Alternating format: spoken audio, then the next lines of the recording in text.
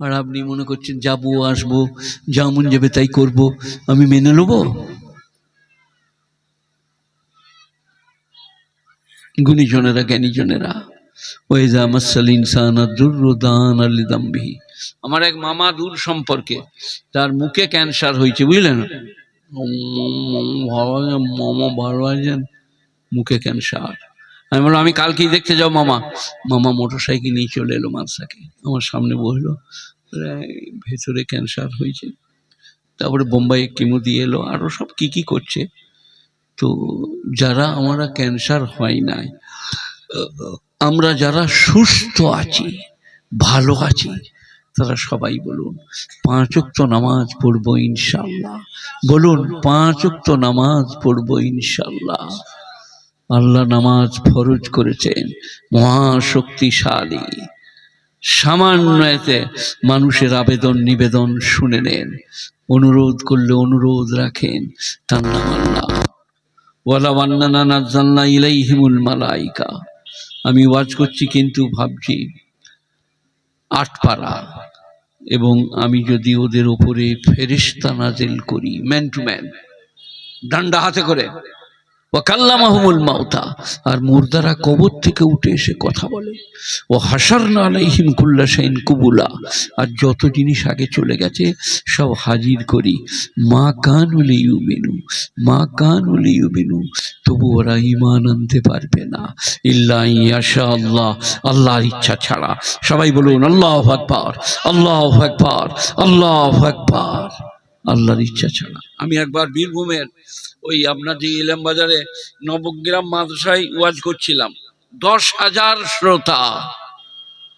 একজনের লোক বলে, মোল সাহেব আপনি বলছেন আল্লাহর ইচ্ছায় সব হয়, আমি নামাজ পড়বো না। তাই নাকি? বলে হ্যাঁ, আল্লাহ পড়াই তো পড়বো আমি। আচ্ছা টেনে নিতে হবে, যা বলবেন আপনি সভাপতি। এই বাবা, আমি বললাম যে এই তুমি দাঁড়াও, ওর গলার মাফলারটা খুলে নাও। সে বলে এই লিবি না। বলে এই আল্লাহ আটকাইতে আটকাবে, নাহলে চলে যাক। আপনারা কিছু বুঝলেন? নেমো খারামি। আল্লাহ পড়াইতে পড়বো, বিবেক আল্লাহ দিয়েছেন, বুদ্ধি দিয়েছেন, শ্রবণ শক্তি, দর্শন শক্তি, চলার শক্তি, বলার শক্তি। সেই আল্লাহকে একবার ডাকবো না 5 মিনিট, সুবহান রাব্বিয়াল আলা, সুবহান রাব্বিয়াল আযীম। দেখে দেখুন একবার কি মজা, কি স্বাদ নামাজে। সুবহান আল্লাহ বললে কি মজা, সুবহান আল্লাহ বললে কি স্বাদ, একবার বলে দেখুন। গুণীজনরা, জ্ঞানীজনরা তো আল্লাহ বলছেন যদি আমি ওদের উপরে ফেরেশতা অবতীর্ণ করি, কি নাম এই জায়গাটা? হাতিশালা। হাতিশালায় যদি ফেরেশতা অবতীর্ণ করি, ওয়া কাল্লামাহুমুল মাউতা, আর কবর থেকে মুর্দারা উঠে এসে কথা বলে, বড় প্যাথেটিক, মর্মবিদারক, লোমহর্ষক। ও হাসারনা আলাইহিম কুল্লা শাইইন কুবুলা, আর যত জিনিস মাটির তলায় আছে সব উল্টে দিই। মা কানু লিউমিনু, মা কানু লিউমিনু, তবু এরা ঈমান আনতে পারবে না, ইল্লা ইয়াশা আল্লাহ, আল্লাহর ইচ্ছা ছাড়া। বলুন আল্লাহু আকবার, আল্লাহু আকবার, আল্লাহু আকবার। কি শক্তি তার! যাকে দেখছেন আপনারা, আমি এইরকম ছিলাম না, ফুটবলের ব্যাকি প্লেয়ার।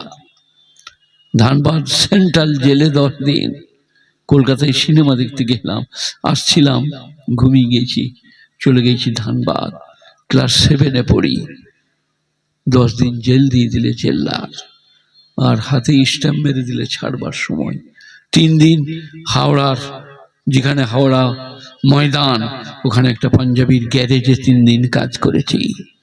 10 দিন আমার ঘরের সামনে বৃহত্তম রেলপথ, পরপর 4টা রেল ছিল, আবার 2টো বাড়লো, 6টা হলো। সেই রেলে 10 দিন কাজ করেছি। গুণীজনরা, এখানে এনে আল্লাহ বশ করিয়েছে। মৌলবীদের ঘরে বিয়ে করেছি, স্ত্রী আল্লাহর ফজলে বেশতি যে ওর, আরও অন্যান্য জিনিস পড়া মেয়ে।